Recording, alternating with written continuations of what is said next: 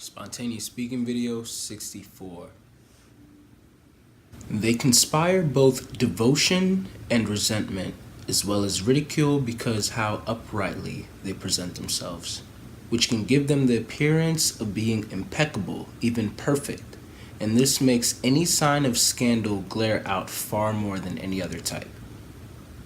That's Michael Pierce on the ENFJ. Today what I wanted to speak about is nuanced nudity. I can also call it the emotional pivot, as Carolyn Zawowski, Zykowski had put it. And I'm trying to even think of how I'm going to unpack all of this, because there's so many things that go into it. Pretty much the reason why I started off with that quote is because from everything that I'm about to speak about, I think that everyone can relate. But I think that those of you who are ENFJ can relate the most for obvious reasons, just like what I just quoted.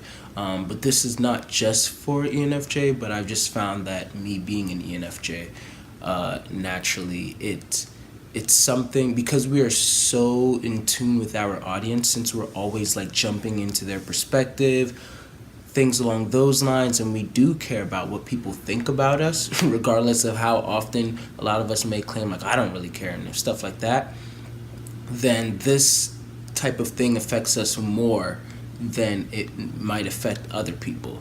But once again, it's something that can be applicable to all people. So yes, nuanced nudity. Jamila came up with that name, and it was pretty much like a conjoined thing, because I pretty much I made up a metaphor, and you know what? Yeah, we're just gonna hop right into the point, and then I'll unpack it from there. So what I found is that a lot of people want everybody else to be authentic, to be vulnerable, to be real, to be very open, honest, stuff like that. But then when they do, then they get judged for it, or they get reprimanded for it, or they start being seen in a different way that's not good. And then it's kind of like a consequence to the person who decided to be vulnerable, who decided to be authentic, because it's like, whoa, you asked me to be this to you, and as soon as I started doing that, then you started punishing me in a way by showing all of these different parts of me. And one could argue oh, well, I didn't know that you were going to show all of that. But it's well, does that still mean that, you're supposed to see that person in a negative view? It kind of, this video, a lot of the aspects that I'm going to speak about will tie into, as most of my videos often tie into each other, but this one will kind of tie into our heroes are human video. If you haven't seen that one, definitely go check that one out as well. But I think what I'm going to start off by is this whole idea of the emotional pivot. Right about now, you should be seeing a video from Carolyn Zykowski, hopefully I'm saying her name right, pop up in as a little blurb on the side. And this video, if you go check it out and start at 11 minutes, she talks about what she calls the ENFJ emotional pivot. The way that she pretty much defined it was an avoidance of an opportunity to speak authentically about our experience in a way that is not planned. The metaphor, or raw and messy, and then before you know it, the focus is off of us again. So essentially, it's kind of she starts to even talk about how if you really observe ENFJs well enough, then you'll notice that they want everybody else to be vulnerable and to open up and all of that. But then as soon as maybe a student may ask a personal question they weren't prepared for or whatever to the ENFJ, then the ENFJ will answer in a way where it's not really talking much about their personal experience, and sooner or later kind of shift it to where we're talking about everyone else again. And it's kind of paradoxical because it's like, oh, the ENFJ, so outgoing, so vulnerable, so this or whatever, but then how much do you really know about the ENFJ's personal life, how they really are inside? I always see these memes where it's like, oh, I've mastered being able to seem like I tell everything, but in actuality, I don't really tell as much as you think, stuff like that. People, once again, bragging. But I feel like ENFJs really do that. Like, you think that you know them extremely well and all of that, like, oh yeah, this guy's always posting on YouTube, he's always doing this, blah blah blah, this girl's always saying this, blah blah, she's really outgoing, like, we all know her life, but in actuality, you'd be surprised at how much that you don't know. Just like kind of the video that I put out yesterday, where I said that what I put out over here, I want to be exponentially even more intense with those who I consider close to me. So it's all about like the levels, you know, like it may seem like I'm putting out a lot, but then when you get like really close to me, it's like, oh no, this is really a lot. Like there's so much more depth behind it. And once again, I don't think that this is just an ENFJ thing, but it can be applied to everyone. But the reason why I bring this up is because pretty much, oh yeah, I wanted to also say that it reminds me of that High School Musical scene when Troy, he took Gabriella to his secret hideout area, and he was talking about like how he's always being seen as this guy, but sometimes he really just wants to be a guy. You know, like he just wants to be normal. Once again, like in Troy's ENFJ, and once again another ENFJ. If you ever watch the show on Netflix, Dear White People, there's another ENFJ named Troy who also has a very controlling father. Controlling fathers are always the ones who keep us from using our NI. Thankfully, I didn't have one, but it seems like that's a pattern in shows. But Troy in Dear White People, he took Lionel to this like bar area, and he pretty much said the exact same thing. Like he was like, yeah, you know, sometimes I just like to come out here and like just get away from, like, you know, because people see him in a certain way. And I mean, most of you can be like, okay, well, whose fault is that? It's like, hey, even Michael Pierce just said like we hold ourselves like uprightly and everything. But if you're an FE Dom and then you have NI as an auxiliary function, it's really difficult to not do this. It's all subconscious. We don't consciously be like, oh, how can we fit ourselves to look perfect before humanity or whatever. No, it just naturally happens oftentimes. But that is the main cause as to why it can become very difficult to be vulnerable before people. So, moving on from all that logistical stuff, for those of you who don't understand MBTI, I apologize for all of that speech. I'm kind of like mixing two videos in one because I was going to make a video only on the emotional pivot, but I felt like it tied a lot into this nuanced nudity type of thing. So it's pretty much the pros and cons of being vulnerable. So now, what I want to tell you guys is a quick story. There's a song by Andy Mineo. He's actually one of my top 3 favorite rappers. And he's a Christian, but he's not a Christian rapper, thankfully. He's just a rapper that is a Christian, but he doesn't say Jesus like 20 times in his songs. He's just, yeah. Anyway, he has a song called Family Photo. I believe that song is absolutely phenomenal. As well as his song Clarity. These are from his latest EP. In the song, by the way, Andy Mineo is an ESTP, and so same functions as the ENFJ. So yeah, but in the song, he's very vulnerable. He cares less about how people see him, and he cares more about just like, you know, being real, honest, raw, and just being truthful about his experience. So in this song, he starts talking about his father, like experiences that he's had with his father, and how he feels about that. He actually talks about his father in a lot of his other songs as well. But in this song, once again, he talks about his father and pretty much how his father didn't show up at his wedding and all that. And he tried to be like, oh, well, you know, pretty much had the whole Rashad type of attitude. For those of you who saw my interview video with Rashad, who's also ESTP, he's like, I don't care. But, you know, you really do. But you kind of like detach yourself emotionally. That's kind of what he was explaining in the song. But in the song, and mind you, the EP is like 20-something minutes. In that one song, for a literal like split second, not even a full second, he says, damn, like out of anger, out of frustration, to express and emphasize just how angry he was in that moment. So he's like rapping whatever. He's like, dang. I thought he said dang, man, but then Jamila was like, hey, did he cuss? And I was like, oh, I think you heard that too. And then, you know, like you go on the video, look at the comments, and then people are like talking about it or whatever. Most of them are defending him, thankfully, but we'll get to that. But yeah, he's like, damn, man, you're my dad. What I did to you? You're like, what did I do to you? And he's expressing his anger. He's emphasizing just how heavy he was. Now, of course, he could have used a much worse word. Not saying that it was wise for him to have used the D word there and everything, but I can understand why he used it. You know, like if you listen to the song, you listen and you understand the nature of him, between him and his father, and you understand that in music you want to fully express everything.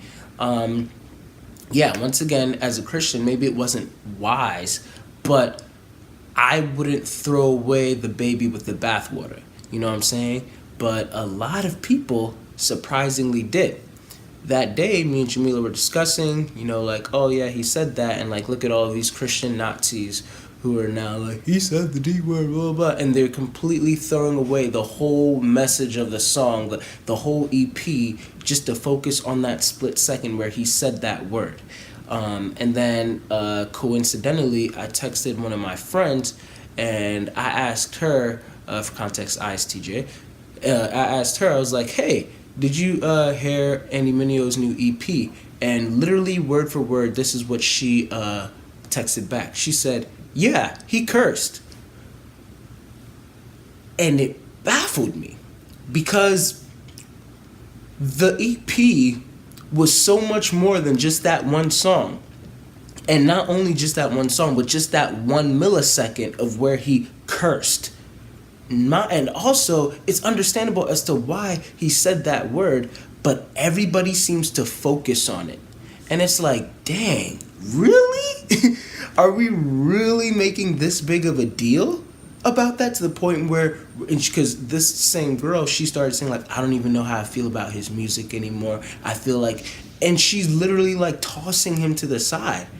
And I was like, wow, I can only imagine if I were to slip up, or if I were to even consciously make a mistake, how quickly you can go from admiring me to all of a sudden being like, nah, I didn't expect that from him, and just throwing me out, even if that mistake was intertwined with a whole bunch of like good intentions. So moving along with that, a friend of mine, Leanne, she once talked about on a page, she said that she pretty much doesn't like how ENFJs can often be very reserved and very like private, and like they hide from being authentic and expressing, you know, like certain types of like vulnerabilities. And why can't we just not care what society will think of us, and just be like real and honest and be like, hey, this is what I'm struggling with. Hey, this is that. And we had a discussion that day. This was like a few months ago. And I explained to her, like, look, honestly, I try to do that. Like, I've gotten way better with that. I would like to think that I'm very vulnerable on my YouTube channel and everything. Not as vulnerable as I am with those who are very close to me, but, you know, pretty vulnerable. You guys can usually get the idea of what types of things that I'm going through if you really pay attention to the things that I'm saying. but I'm not as like raw with it, because let's just be honest, your nudity can either arouse people or it can disgust people. And that's where I pretty much got that title from. So yeah, I guess this is, it only took me like 15 minutes, but I'm starting to connect the dots here. I hope that you guys are following me. The same nudity that can once again arouse someone can also disgust someone. So I feel like to be truly authentic with certain people, you have to be able to gauge who your audience is. You have to be able to know how they're going to receive it, because the same type of information, the same type of vulnerability that you express to one person where they'd be able to handle it and be able to relate to it and be able to learn from it is the same type of vulnerability that if you do it to another person, then they'll take that information and they'll be like, and they'll start thinking certain things of you, and they'll go and spread gossip, or, now they won't even trust certain advice that you give them. And it's like, wow, I'm still the same person that I was before I told you that, but because I told you this information, now all of a sudden you can't trust me, or things like that. So it's understandable why we as ENFJs, and those others of you who are afraid to be vulnerable with other people, are usually not really as vulnerable with other people. I firmly believe that there are certain types of people who can just be flat out honest and open with everyone, and that's great. But for me personally, I think that I'd like to have a controlled audience. Not that I'm controlling the audience, but an audience where it's like, okay, I can look around and I can gauge that this information, this personal information of mine, is actually going to be landing on good ears. It's actually going to be a seed that can sprout better legacies that'll be used properly. It's going to be a good investment. It's not going to be used to gossip or to trash my name or things like that. It's not going to be seen in a way where like it'll all of a sudden discredit every single thing that I've done beforehand. Once again, if you go back to Our Heroes Are Human video, it's like, dang, Bill Cosby lived this long life. He had such a great show. The Cosby Show was amazing. It changed so many lives. And then now, we find out that he's allegedly done all of these things, and he's pretty much been that person like the whole time. Does that mean that we should really cancel his show? Does that mean that all of a sudden we should like boycott the show or whatever? No. Still good came from that show, even though he wasn't really authentically that person.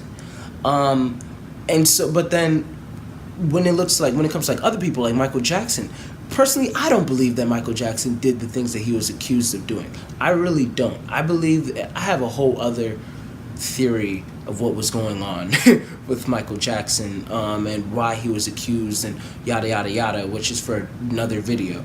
But or maybe just for those who actually have coaching sessions with me and are interested in hearing about it, because I don't really see the point of putting that video. But yeah, I just believe that if you're going to put out certain information, especially personal information about yourself, then you want it to be for a good reason. I'm going to be honest. I'm not going to come out here and be vulnerable with you guys if I think that it's just going to be used to go and gossip. If it's just going to be used to look at me in like a light, like, oh, he struggles with this, or oh, he did this, or whatever, and it doesn't help you. Instead, it's just giving you a reason to not take my advice, or to not do this, or to not whatever, and I can understand why other people do that as well. Like, you don't always know, you don't always know how your vulnerability will affect other people. So just to, I guess, wrap this up, this is why we can't always be open to people. It's very sad but true, but we also can't be closed off, because the same messages helps many. And that's why I said, like, you don't want to be on one extreme or the other extreme. You don't want to be totally closed off, where you're not being vulnerable with people, you're not telling them what you're struggling with, you're not telling them the things that you've gone through to help them, whatever. You don't want to do that, because then you're not really helping anybody. But you also don't want to be on the other extreme, in my opinion, where you're just telling everybody everything, because now, even though you're helping people, there's also other people who are looking at you, and you're kind of like even like pushing them away or driving them away. Some people honestly just can't handle certain types of information, especially when it comes to personal information. And that's just how life is. So they don't need to know that type of information about you. Hold some type of privacy to your life. And those who you choose to be vulnerable with, choose them carefully, in my opinion.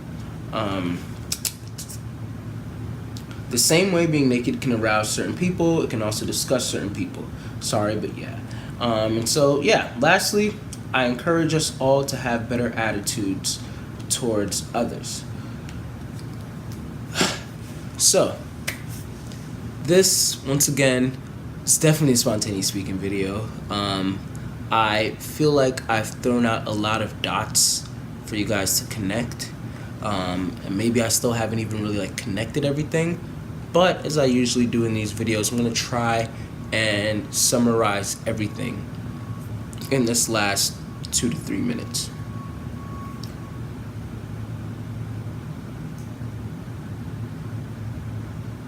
When you decide to be vulnerable with people, be careful who you decide to be vulnerable with. Because like I said, the same naked body can arouse certain people and it can disgust certain people. And it's just one of the best analogies that I could use for right now. I'm not meaning to, seem rated R, like explicit or anything, but it's just the truth. You'll see some people be like, oh, and then you'll see people, oh, the friend that I mentioned earlier who said that she doesn't think she can listen to Andy Mineo and stuff anymore, she mentioned Lecrae.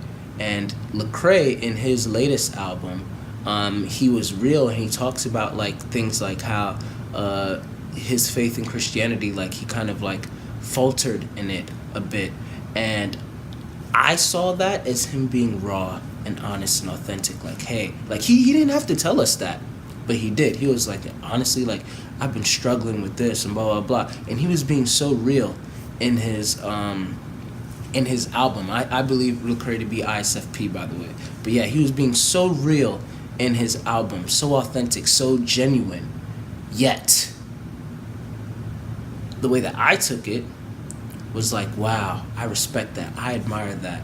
I admire that you were able to be honest and tell us that you struggled with this, that even the Lecrae struggled with this, but yeah, he's still pushing through. That's awesome. But then that friend of mine, she saw that, she was like, wow, I knew it.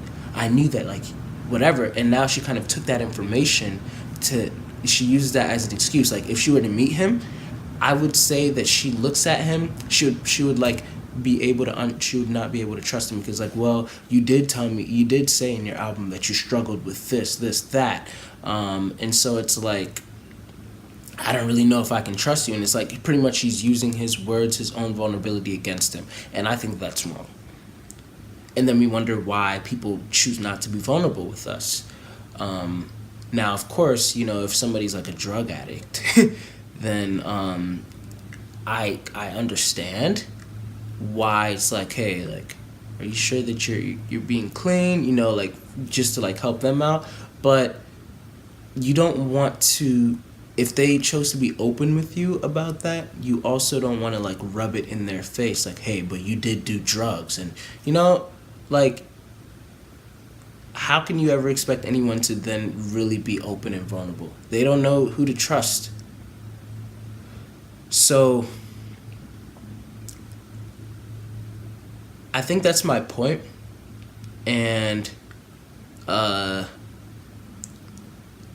once again, I'm just trying to start a discussion. I want to know what you guys think about everything that I just said. I just said a lot. This isn't one of my most organized videos. Try to combine two things at once. But check out the emotional pivot video from Carolyn. And check out the song, Andy Mineo's song, the family photo one, as well as Clarity by Andy Mineo. The songs are like together, it'd probably take up like 6 minutes of your time.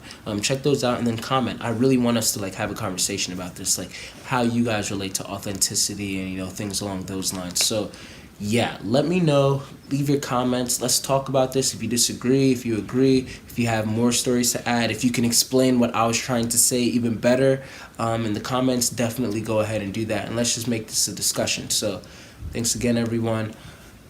Done.